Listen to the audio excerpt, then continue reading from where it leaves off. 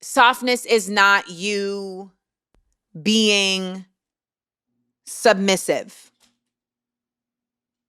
Softness, in my opinion, is you choosing the path of least resistance for the hope of the most peaceful and prosperous outcome.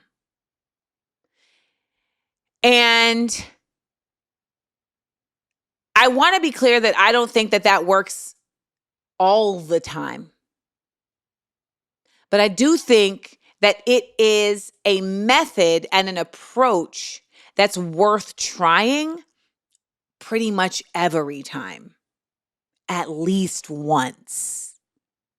And when it comes to how you exist in a certain space, coming into certain spaces with that as your methodology, I feel starts to shift the tonality of the space. I know a lot of us have been in relationships where we never really trusted our partner. And so that softness was never going to truly, really be there because there always had to be a certain level of boundary and of hardness and of protection that was going to show up. And so we never really allowed ourselves to be soft because we felt like, well, if we show up that way, they're not going to realize what we really mean when we say we mean it.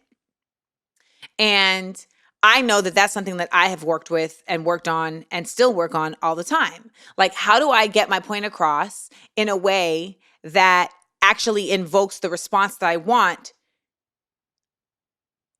and not realizing that, like, when you think, oh, if I deliver it hard, that means that they're going to understand that I really mean it. That doesn't necessarily mean that you're going to get it back in a way that you can really receive it. Most times, if you come out hard, you're going to get hard back. Now, I will say sometimes, you deliver things in a soft way, and a person who can't receive that is still going to come at you sideways regardless, which lets you know this isn't the space for you because you want to be in a softer space. And the only way to remain in a softer space is with someone who is going to respect the soft. They got to respect the softness, okay? I'm somebody who has a hard time with that because for so long I have felt like I've been in spaces where I have to deliver it with the energy of the space in order to be respected in the space. So for someone like me who was been in like show business and like really had to be like my own manager, et cetera, softness, I feel like is something that I'm still learning how to deliver in a business way that is as effective as being very adamant. I haven't really nailed that in my own like business. In leadership, it's something I've gotten much better at, but in like me representing myself in certain scenarios, like I feel like I haven't really mastered how to do that in a way that is still coming with softness, but that is still also like, don't fuck with me.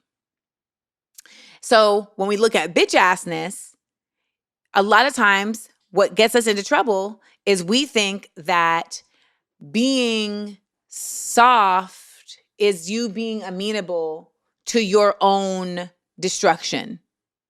And that's the bitch assness. Yeah. Or bitch assness can be you being petulant, like being just a crying, annoying baby. And that's not what we mean when we say softness. What we mean is not like, oh, you can't handle anything. We don't mean, you don't have the backbone. What we mean is you don't start with your sword drawn. I saw a quote the other day that the RZA had posted on his Instagram. I know that the RZA had posted this on his Instagram because my mother sent it to me. Because my mother follows the RZA on Instagram. So the quote was, it's a Cha'an Buddhist proverb that says, when you see a swordsman, draw your sword. Do not recite poetry to one who is not a poet. And if you reverse that, it means well, what if I start with poetry? Will that invoke poetry? Versus if I pull my sword in the beginning, does that invoke violence?